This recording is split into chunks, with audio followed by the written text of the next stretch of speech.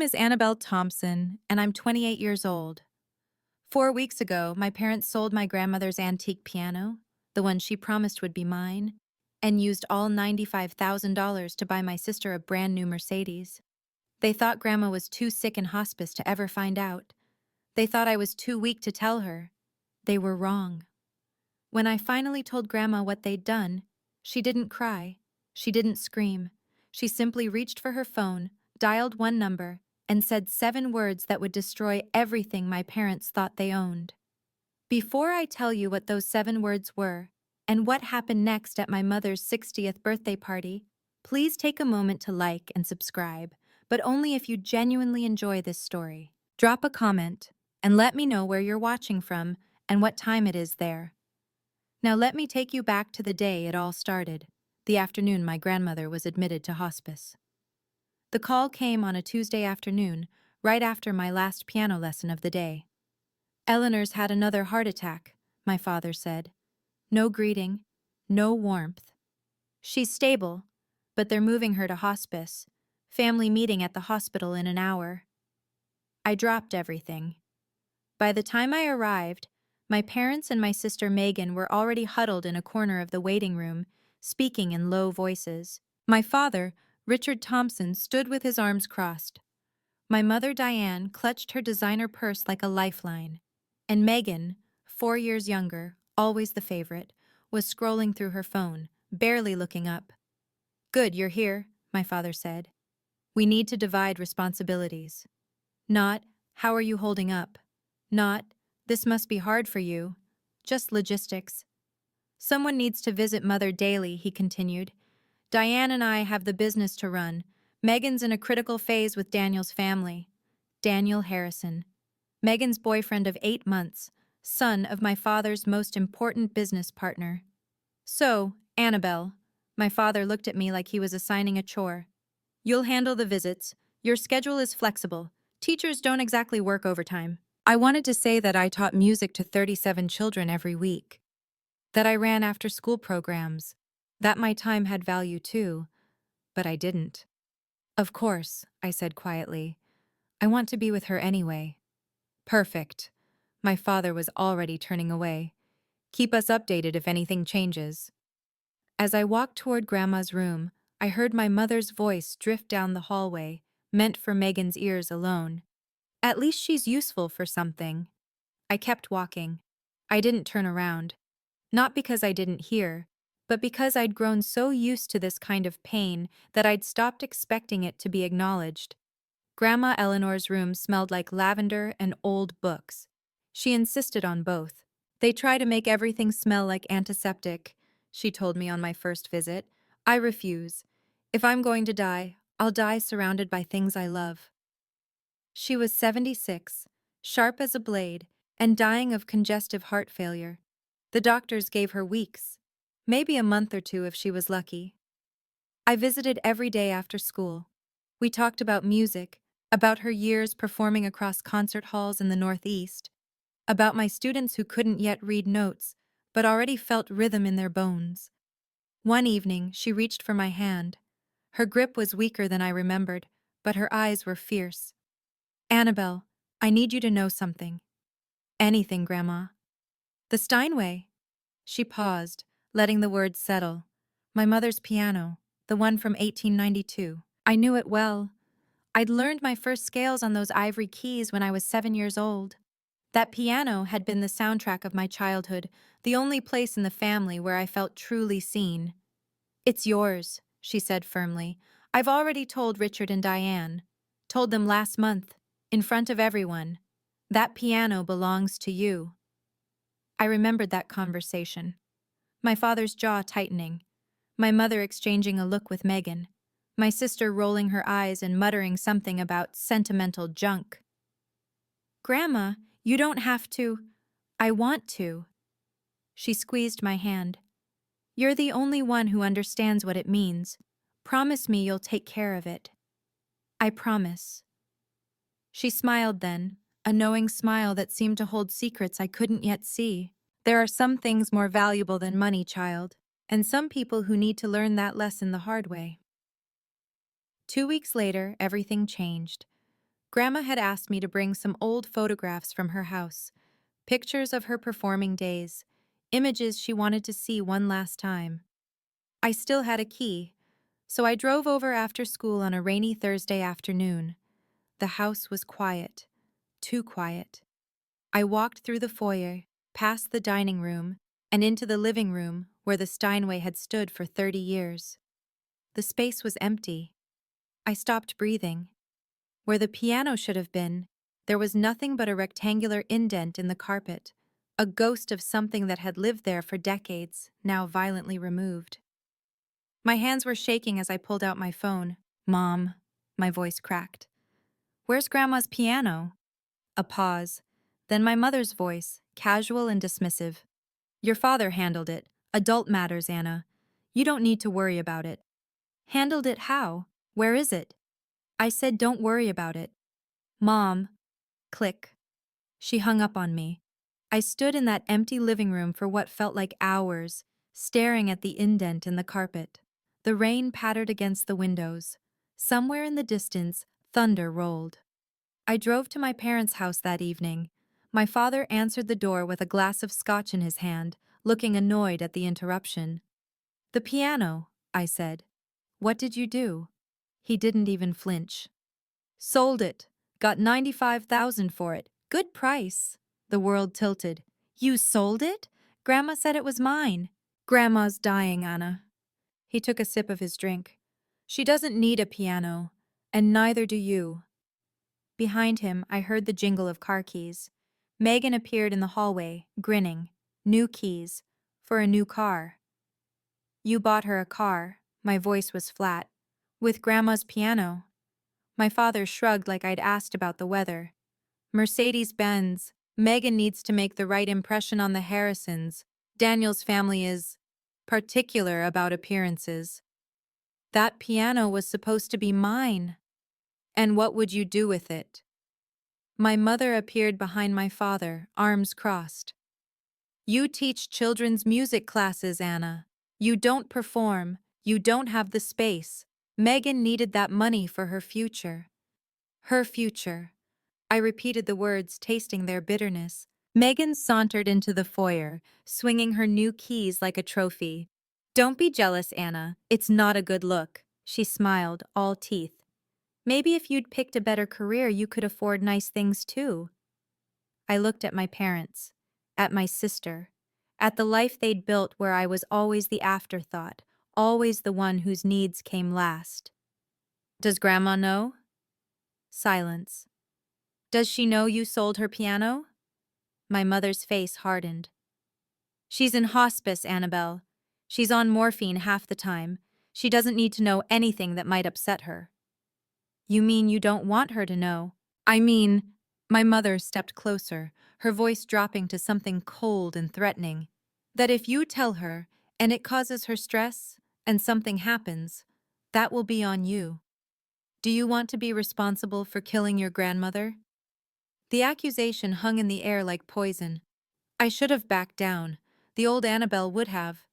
But something had shifted inside me. Something had finally broken. "Grandma has a right to know what happened to her property," I said quietly. "And I won't lie to her." I turned and walked out before they could respond. I didn't sleep that night.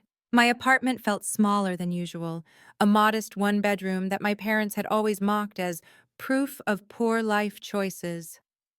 I sat on my secondhand couch, staring at a framed photograph on the bookshelf. Grandma Eleanor at her final concert, 20 years ago. Her fingers poised above the keys, her face luminous with purpose. That same piano, the one they'd sold like it was nothing.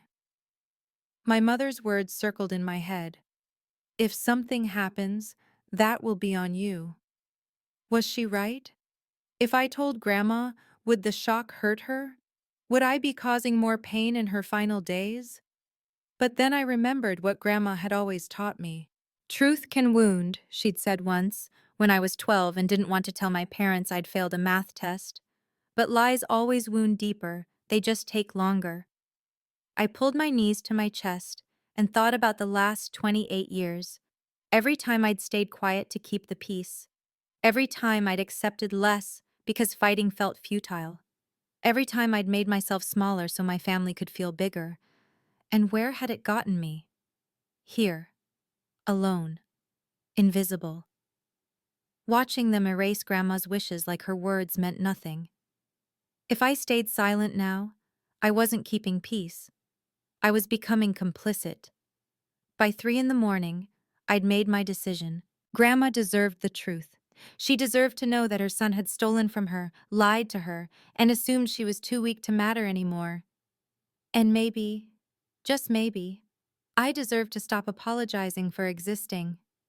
I set my alarm for early morning. I would go to hospice before school. I would tell her everything. Grandma was awake when I arrived, propped up against her pillows, watching the sunrise through the window. "You look like you haven't slept," she said softly. "I haven't." I pulled a chair close to her bed, took her hand. "Grandma, I have to tell you something, and it's going to hurt." Her eyes, still sharp despite everything, studied my face. "Then tell me." So I did. The empty space in her living room, the $95,000, the Mercedes-Benz gleaming in Megan's name, my father's casual dismissal, my mother's threat. I told her all of it, bracing myself for tears, for shock, for the kind of devastation that might break what was left of her fragile heart. Instead, Grandma Eleanor let out a long, slow breath. Not a gasp of pain, not a cry of betrayal, a sigh, the sigh of someone who had seen this coming. "Grandma?" I whispered. She turned to look at me, and her expression wasn't grief-stricken. It was calm, almost resigned. "I knew this might happen, sweetheart." "You knew?" "I know my son." Her voice was steady. "I've watched him become this person for 40 years. I hoped he'd change, but I also prepared for the possibility that he wouldn't." My mind raced. Prepared how? She didn't answer directly. Instead, she reached toward her bedside table. "Hand me my phone, would you?" I passed it to her, confused. She scrolled through her contacts with surprising dexterity, found a name, and pressed call. Then she put it on speaker. 3 rings. Then a man's voice, deep and measured. "Eleanor, how are you feeling?" "I'm dying, Harold, but I'm clear-headed. And it's time." A pause. "I understand. When?" "Sunday. Diane's birthday party. At my house. I'll prepare the documents." "Thank you, old friend." She ended the call and looked at me with a small, knowing smile. "Grandma." I stared at her. "Who is Harold?" "Harold Jennings." She set the phone down gently. "He's been my attorney for 30 years. He was your grandfather's closest friend." "You have your own attorney?" "I have many things your father doesn't know about, Annabelle." Her eyes twinkled despite the exhaustion etched into her face. "Richard assumes he understands everything about my affairs. He's always assumed that. It's his greatest weakness." I felt like I was standing at the edge of something vast, looking down into depths I couldn't see. "What's happening on Sunday? At Mom's birthday party?" "Justice." Grandma squeezed my hand. "Delayed, perhaps, but justice nonetheless. I don't understand." "You don't need to understand everything yet." She leaned back against her pillows, suddenly looking more tired. "I just need you to do one thing for me. Anything. Come to the party, dress nicely, and bring your patience." A ghost of a smile. "The kind of patience I taught you when you were learning Chopin and wanted to throw the sheet music across the room." I almost laughed despite everything. "That bad?" "Worse." Her expression softened. "But necessary. Your father and mother need to learn that actions have consequences. And I've spent 5 years making sure that when the lesson finally came, it would be unforgettable." 5 years. She'd been planning something for 5 years. "Grandma, what did you do?" She closed her eyes, exhaustion winning out. I protected you, sweetheart, the way I should have protected you all along. I'm only sorry it took me so long to act. I sat with her until she fell asleep, my mind spinning with questions. Harold Jennings. Sunday. My mother's birthday party in Grandma's house. Something was about to change. I could feel it. I just didn't know what.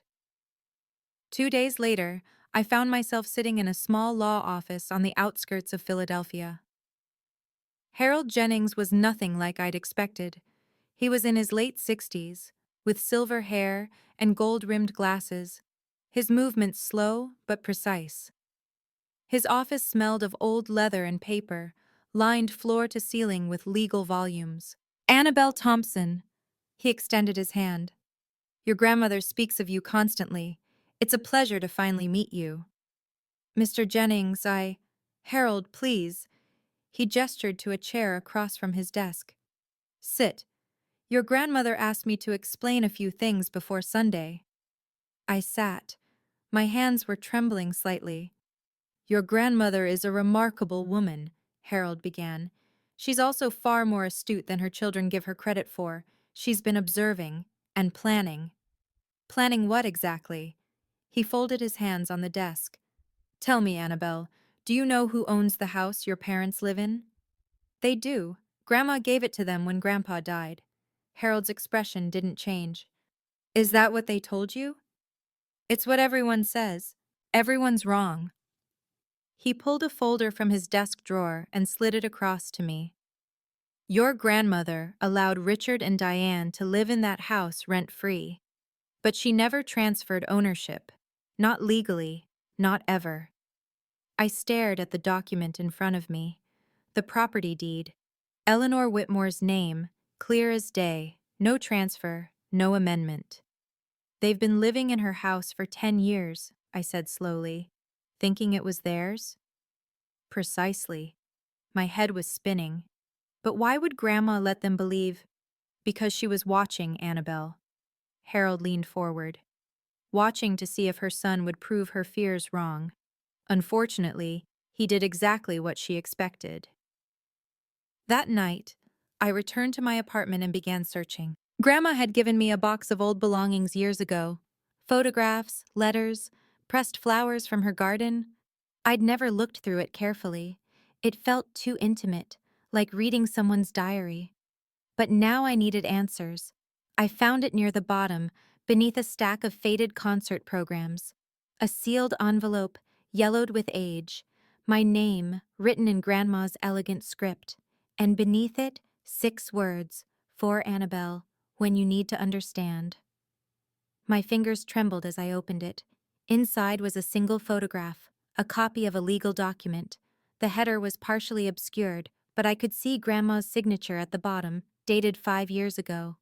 And in her handwriting, a note clipped to the corner. The house never left my hands, sweetheart. It was only borrowed, and some borrowers don't deserve the privilege. I read it 3 times. Then I understood. Sunday's party was being held at Grandma's house. The same house my parents treated as their own, where they'd hosted dinner parties and holiday gatherings, where they'd sold the piano that sat in the living room like it belonged to them. But it didn't belong to them. It never had. My father had built his entire sense of status on a foundation that didn't exist. I thought about all the times he'd lectured me about real assets and smart investments. All the times he'd mocked my small apartment while standing in a home he didn't actually own. The irony was almost too perfect. I tucked the letter back into its envelope and set it on my nightstand. Sunday was 3 days away. Whatever Grandma had planned, it was going to happen in the place my parents had claimed as their territory, and they had no idea what was coming. The night before the party, Grandma called. Her voice was weaker than before, and I could hear the effort each word cost her. But her mind was still razor sharp. Annabelle, are you ready for tomorrow? I think so. I paused. Grandma, are you sure about this? It's Mom's birthday. In front of all those people. That's precisely why it needs to be tomorrow. She took a slow breath. Your father sold my piano in front of everyone. He announced it at that family dinner last month like it was his decision to make. He didn't ask me. He didn't think about you. He assumed I was too weak and you were too quiet to matter. I closed my eyes. I remember. Then you understand why the lesson needs witnesses. Her voice softened. I'm not doing this for revenge, sweetheart. Revenge is empty. I'm doing this because it's right, and because you deserve to be protected, especially after I'm gone. Tears burned behind my eyes. Grandma, I should have acted sooner. I watched how they treated you for years, and I kept hoping Richard would change. That was my mistake. Love made me blind for too long. It's not your fault. Maybe not entirely, but I can still make it right. A pause. I don't have much time left, Annabelle. The doctors say weeks, but I think it's less. I can feel it, so I need to know. Do you trust me?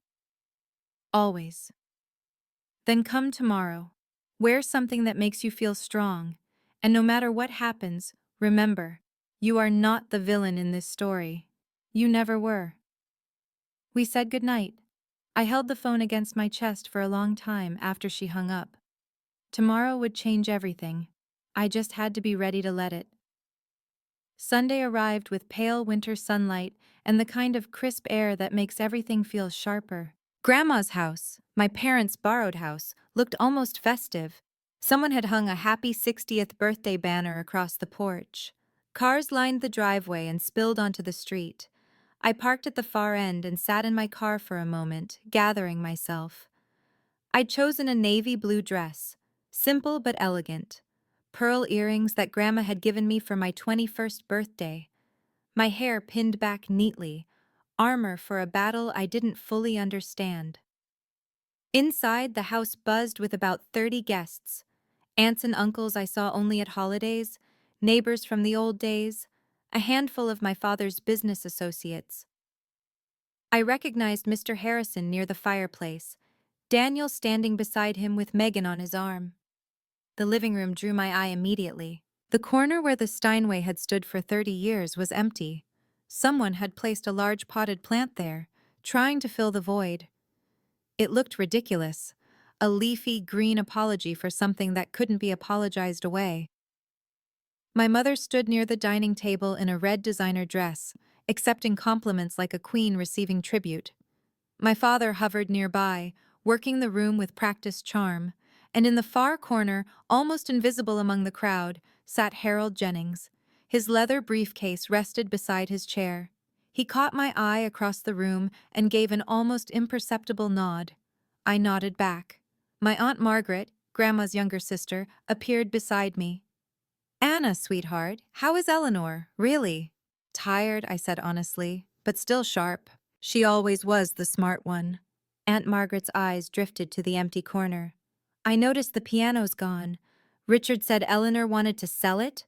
I opened my mouth to respond, but my father's voice cut through the crowd. "Everyone, if I could have your attention, please."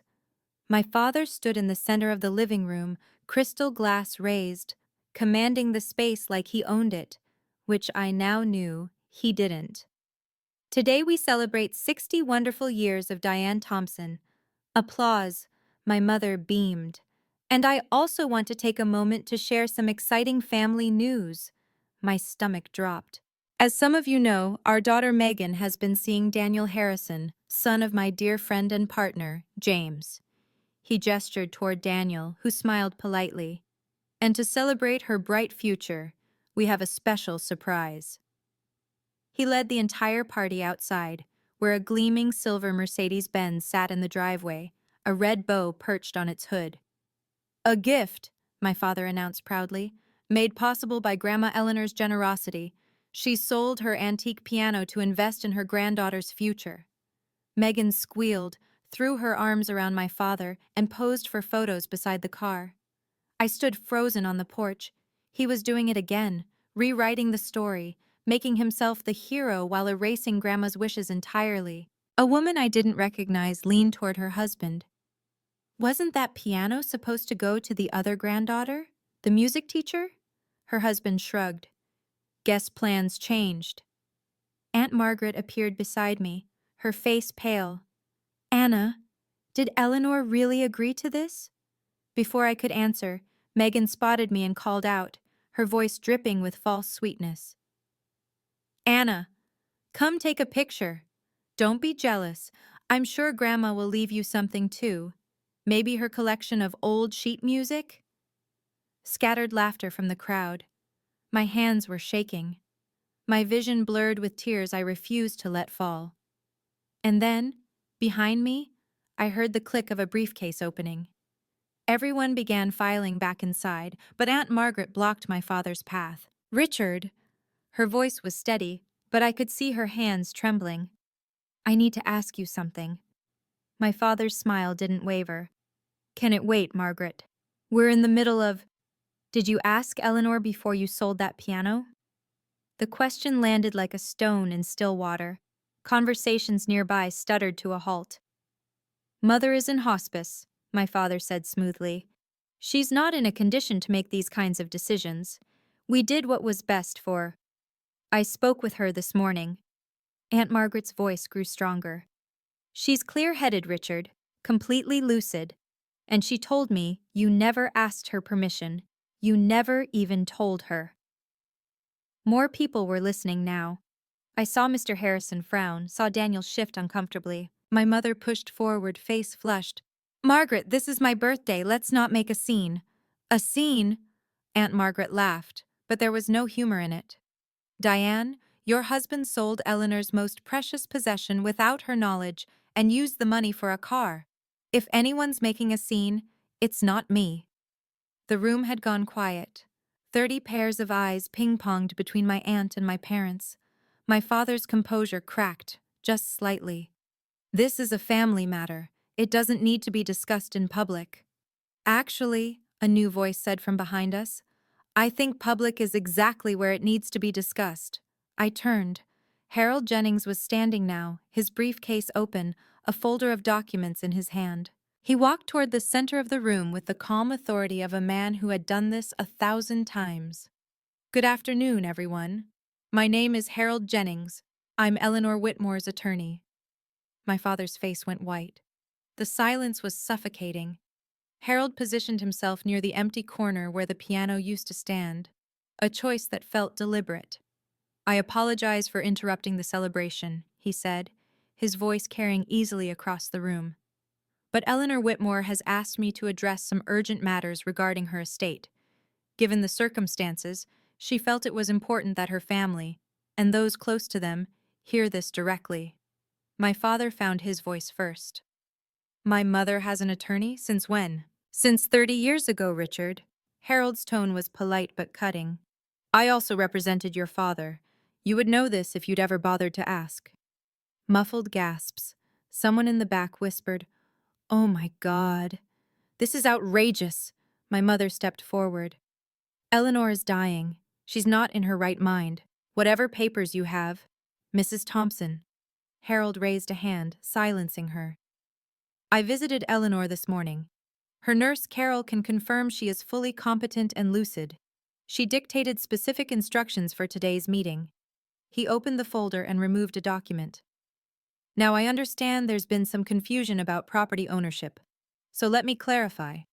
He held up the paper. This is the deed to the house we are currently standing in. I watched my father's face drain of color. Notice the name on the deed. Eleanor Whitmore, not Richard Thompson, not Diane Thompson. Harold paused, letting the words sink in. This house has never been transferred.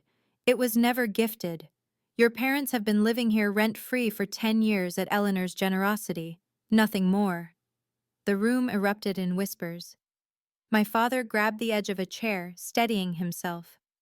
Megan stared at her father, confusion and panic warring on her face. And Harold Jennings wasn't done. That, he said quietly, is just the beginning. If you're still here, I'm guessing you're holding your breath the same way I was in that moment. Before I tell you what Harold revealed next, I want to ask you something. Who do you think actually owns that house? My parents. Because surely Grandma must have transferred it at some point. B. Grandma, because there's been a secret all along. Me, because the biggest twist is yet to come. Drop your answer in the comments, then keep watching to find out. My father's voice cracked. This is impossible. Mother said the house was ours. She promised. She promised you could live here. Harold set the deed on the dining table where everyone could see it. She never promised ownership. There's a significant legal difference, Mr. Thompson. I watched the realization spread through the room like wildfire. Mr. Harrison took a small step back from my father. One of the neighbors exchanged a knowing glance with her husband. For 10 years, Harold continued, you've enjoyed this property without paying rent, utilities, or property taxes, all covered by Eleanor's accounts. You've treated it as your own. You've even made modifications without permission. He glanced at the modern light fixtures my mother had installed last year. Legally, you are tenants at will, and the property owner has the right to terminate that arrangement at any time. You can't be serious. My mother's voice was shrill. We've lived here for a decade. We've invested in this house. Invested without authorization. Harold's expression didn't change. Any improvements you've made without written consent belong to the property owner, Eleanor Whitmore. Megan grabbed Daniel's arm. This is insane. Dad, tell them this is some kind of joke. My father couldn't speak. He was staring at the deed like it was a death warrant. I should also mention, Harold added, almost casually, that Pennsylvania law takes property fraud quite seriously. Representing someone else's property as your own, particularly in business contexts, can have significant legal consequences. I saw Mr. Harrison's expression shift from confusion to cold calculation. He was looking at my father differently now, not as a partner, but as a liability. The empire my father had built on borrowed prestige was crumbling before our eyes, and Harold still had more documents in his folder. Now, Harold said, pulling out a second document, we come to the matter of the trust. What trust? My father's voice was barely above a whisper. 5 years ago, Eleanor Whitmore established a separate trust, independent of the will that was shared with your family. This trust was created specifically to protect her most valuable assets in the event of, he paused delicately, financial misconduct. Financial misconduct? My mother sputtered. We're her family. Family members can still commit misconduct, Mrs. Thompson, as recent events have demonstrated. Harold withdrew a thick document, its pages crisp and official-looking.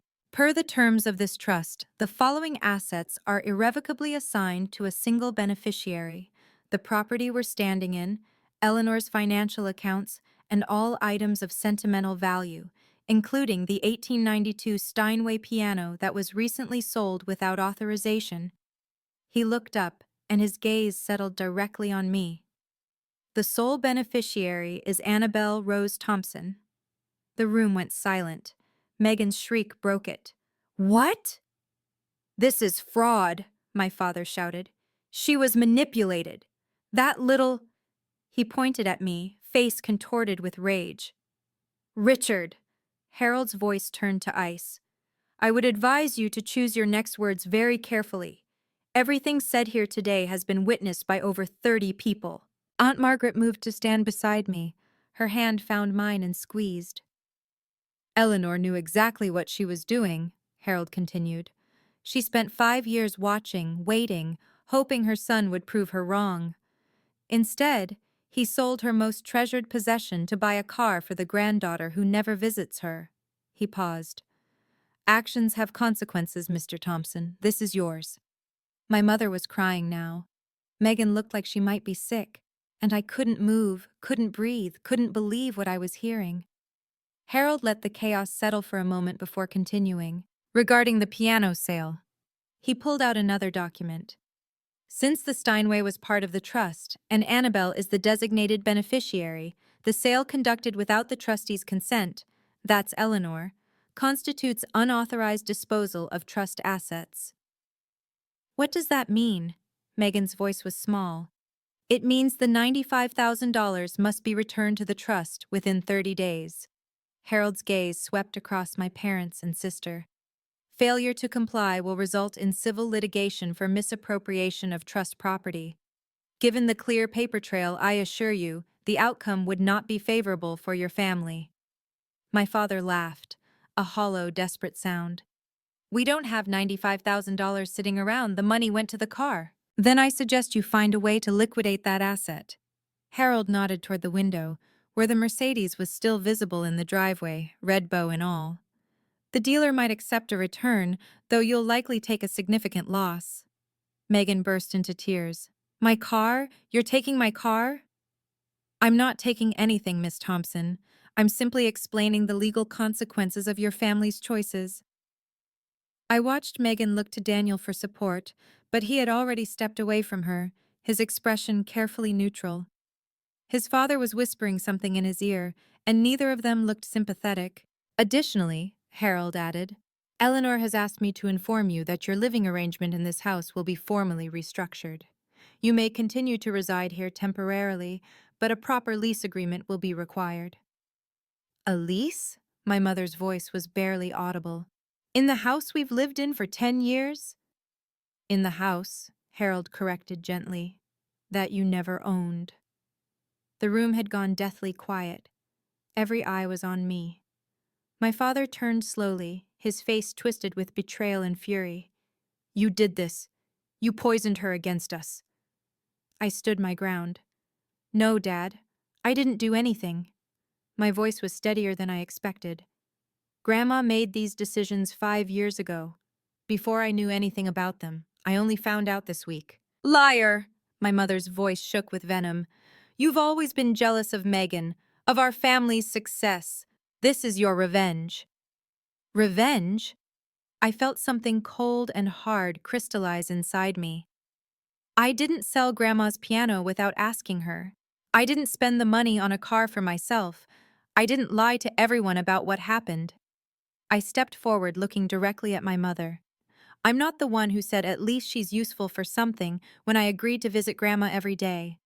I'm not the one who hung up on me when I asked questions. And I'm not the one who threatened me, saying I'd be responsible for killing Grandma if I told her the truth. Gasps rippled through the crowd. Aunt Margaret's hand tightened on mine. I spent 28 years being invisible in this family. My voice didn't waver. I accepted it because I thought that's what love required, shrinking yourself to make others comfortable.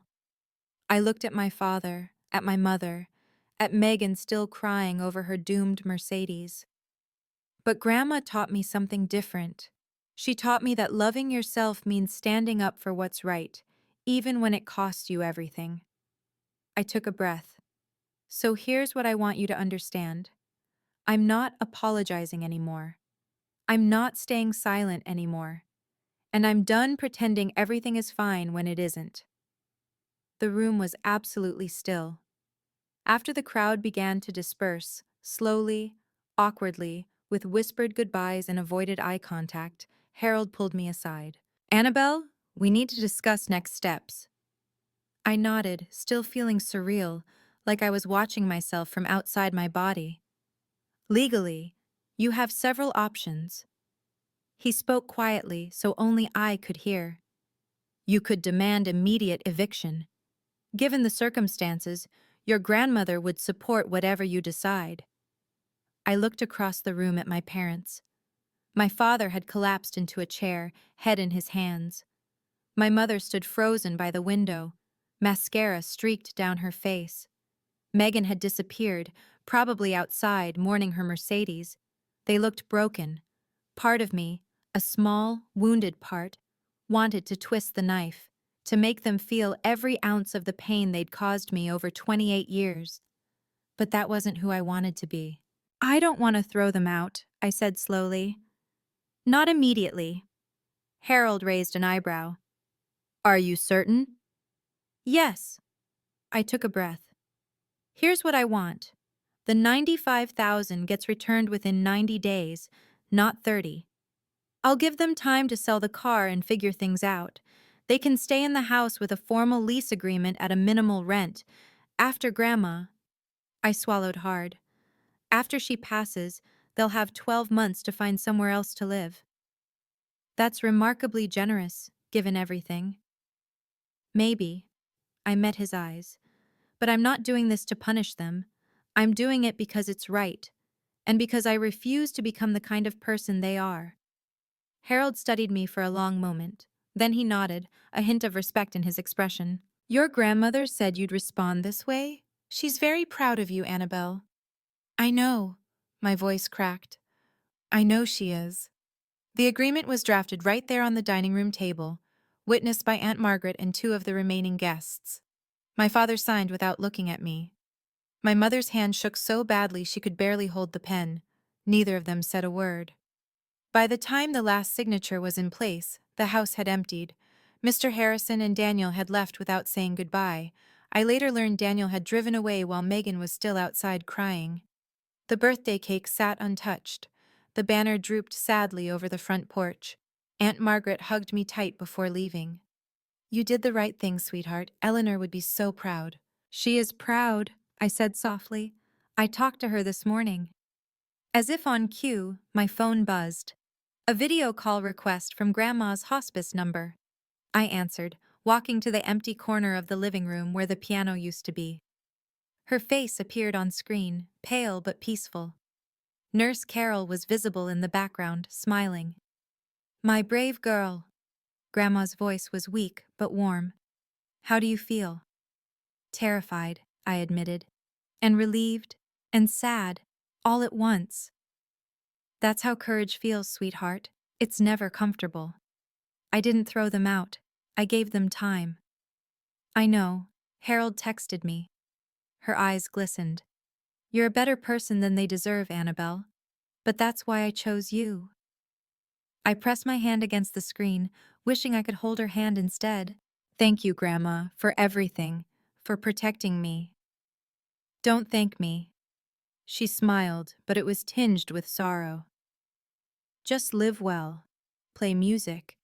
Be happy. That's how you thank me. I will. I know you will, sweetheart. She closed her eyes. I know you will. I know a lot of you are probably thinking, so that's it? Did your parents ever change?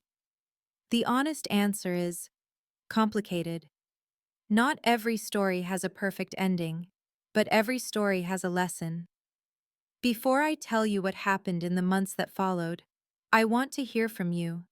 Have you ever had to set boundaries with family? How hard was it? Drop your story in the comments. I read every single one. The first week after the party was chaos. News travels fast in small social circles, and the story of what happened at Diane Thompson's 60th birthday spread like wildfire. My father's business partners suddenly became unavailable for meetings. Old friends stopped returning calls. Mr. Harrison formally withdrew from the joint venture they'd been planning. When my father demanded an explanation, the response was cold. I can't do business with someone I can't trust, Richard. If you'd deceive your own mother, what would you do to a partner? The deal would have been worth over $200,000, gone in an instant. Megan had to return the Mercedes. The dealership only offered her $80,000, $15,000 less than my parents had paid. She screamed at the salesman for 20 minutes before finally signing the paperwork. Daniel broke up with her 3 days later via text message. My family thinks it's best if we take some time apart, the message read. Translation: they wanted nothing to do with the Thompson family drama. My sister, who had always been the golden child, found herself suddenly ordinary. No car, no wealthy boyfriend, no special status. She had to borrow my mother's old Honda to get to job interviews. I didn't gloat. I didn't reach out. I simply went about my life, teaching piano to my students, visiting Grandma every evening. But I'd be lying if I said there wasn't some quiet satisfaction in watching the facades crumble. My father had spent years measuring success in appearances, the house, the car, the right connections. Now he was learning that none of it had ever been real. The foundation he'd built his identity on was borrowed, and borrowed things always have to be returned. 3 weeks after the birthday party, the hospice called me at 6 a.m. You should come now, the nurse said gently. She's asking for you. I drove faster than I should have, my heart pounding the entire way. Grandma's room was quiet when I arrived.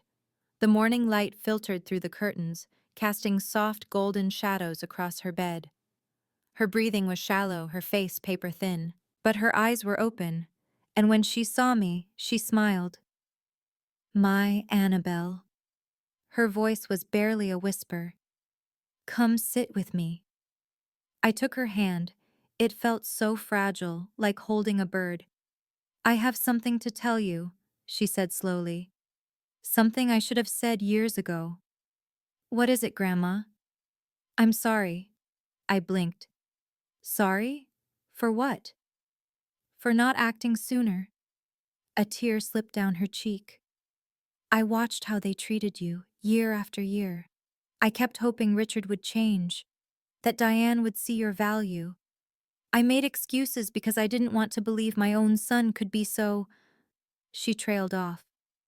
It's not your fault, I said, my own tears falling now. Maybe not entirely, but I could have done more. I could have protected you earlier, instead of waiting until I was dying. She squeezed my hand weakly. I'm sorry, sweetheart. You deserved better. You gave me everything that mattered, I said fiercely. Music, love, the knowledge that I was worth something. That's more than they ever gave me. She smiled, and for a moment she looked like the grandmother I remembered from childhood, strong, radiant, full of life. I'm so proud of you, Annabelle. You have a good heart, but you finally learned to guard it. You taught me that. Then I did something right. Her eyes fluttered closed. I'm tired now, sweetheart.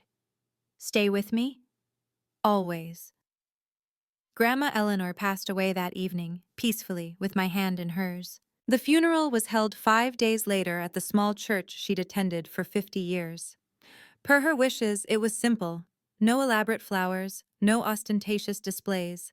Just music, memories, and the people who truly loved her. I played the piano during the service. Not the Steinway, that was gone, but a modest upright that the church had owned for decades. I played Chopin's Nocturne in E-flat major, the first piece Grandma ever taught me. The church was half full. Aunt Margaret sat in the front row, tissues clutched in her hand. Grandma's friends from her performing days filled several pews. White-haired women who remembered when Eleanor Whitmore had been a name that meant something in the classical music world. My parents sat in the back. They didn't approach me before the service, or during, or after. My mother wore dark sunglasses that hid her eyes. My father stared straight ahead like a man attending his own sentencing. Megan wasn't there at all. Too emotionally fragile, my mother explained to someone who asked. I delivered the eulogy. I spoke about Grandma's music, her wisdom, her quiet strength. I spoke about how she'd taught me that love wasn't about grand gestures. It was about showing up, day after day, and choosing to see someone for who they really were. I didn't mention the drama. The funeral wasn't the place. After the service, my father started walking toward me. I saw him hesitate, take a step, then stop when my mother grabbed his arm and pulled him away. He never made it across the room. Maybe he wanted to apologize, maybe not. I'll never know. But I'd already made peace with the fact that some apologies never come. And some aren't needed anymore. 6 months later, I moved into Grandma's house. It felt strange at first, walking through rooms filled with her presence, sleeping in the guest bedroom I'd known since childhood. But slowly, it began to feel like home. I used part of the returned money to buy a new piano. Not a Steinway. Those cost far more than $95,000. But a beautiful Yamaha Grand that filled the corner where Grandma's piano had once stood. Different, but meaningful in its own way. A new beginning. I started teaching private lessons on weekends. My first student was Aunt Margaret's granddaughter, Sophie, 8 years old, bright-eyed, with the same impatient energy I'd had at her age. When she played her first complete scale, I cried. My parents moved out 2 months after Grandma's death. They didn't wait the full 12 months I'd offered. They said they couldn't live somewhere with so many painful memories. I think they just couldn't stand the reminder of what they'd lost. They bought a small condo across town. My father's business was struggling, scaled down to half its former size. My mother joined a different social club, one where people didn't know the family's history. We didn't speak. Not out of anger exactly, just distance. Some gaps are too wide to bridge. But I wasn't bitter. Bitterness is exhausting, and I had a life to build. In the evenings, I'd sit at the piano and play until the stars came out. Sometimes Chopin, sometimes Bach, sometimes just improvised melodies that went nowhere and everywhere. Grandma's presence lingered in those moments, in the smell of lavender from the garden she'd planted, in the creak of the old floorboards, in the way the light fell through the windows at sunset. She was gone, but she was everywhere, and I was finally free. 8 months after the funeral, my phone rang. Megan. I stared at the screen for 3 rings before answering. Anna? Her voice sounded different, smaller, less certain. Megan. Silence stretched between us, 28 years of sisterhood reduced to awkward pauses. I'm not calling to ask for anything, she said finally. I wanted to say something. Okay. I've been thinking a lot. About everything that happened. About how I acted. She took a shaky breath. I was so angry at first. At you, at Grandma, at everyone. I thought you'd stolen something from me. And now? Now? Another pause. Now I'm working at a marketing firm, entry level. I ride the bus because I can't afford a car, and I've started going to therapy. I didn't respond. I just listened. My therapist says I have a lot of unpacking to do. About mom and dad. About how I was raised. About why I thought I deserved everything without earning it. She laughed, but it was hollow. Turns out, being the favorite isn't actually a gift. It's a trap. I'm glad you're working through it, I said carefully. I'm not asking you to forgive me. Her voice cracked. I don't deserve that. I just wanted you to know that I understand now. Why you did what you did. Why Grandma did what she did. Grandma loved you too, Megan. She just couldn't reward behavior that hurt other people. I know. A sniffle. I know that now. We sat in silence for a moment. If you ever want to talk, I said slowly, I'm willing to listen. But trust takes time to rebuild. I understand. Good. We hung up without saying goodbye, not out of coldness, but because neither of us knew how. Some doors, once closed, open slowly. But they can still open. It's spring now, a full year since Grandma entered hospice. Tonight, I sit at my piano as the sun sets over the garden. The windows are open, and a warm breeze carries the scent of jasmine and freshly cut grass. I play Grandma's favorite nocturne, the one she performed at her final concert 20 years ago. The notes drift through the empty house, filling the silence with something softer. I think about everything that's happened.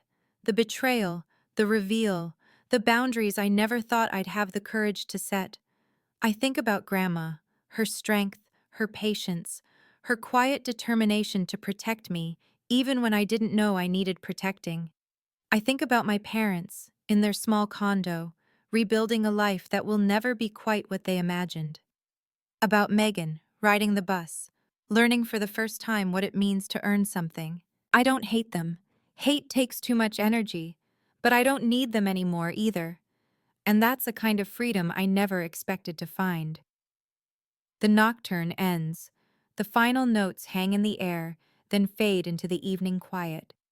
I look at Grandma's photograph on the piano, her at 60, radiant, fingers poised over the keys of the Steinway I'll never play again. I'm doing okay, Grandma, I whisper. I'm more than okay. Somewhere, I like to think she hears me. I close the piano lid, stand, and walk to the window. The stars are just beginning to emerge, pinpricks of light in the darkening sky. I don't have the original piano. I don't have the family I thought I had. But I have something better. I have myself. I have boundaries. I have a life I built on truth instead of silence. And that's the real inheritance Grandma left me. And that's my story. Thank you for staying until the end. If this resonated with you, if you've ever had to stand up for yourself in a family that made you feel invisible, I want you to know you're not alone. Setting boundaries isn't selfish, it's how you honor your own worth. Hit like if this story meant something to you. Subscribe if you want more stories like this, and check the description for more videos I think you'll love. Take care of yourselves, and remember, you deserve to be seen.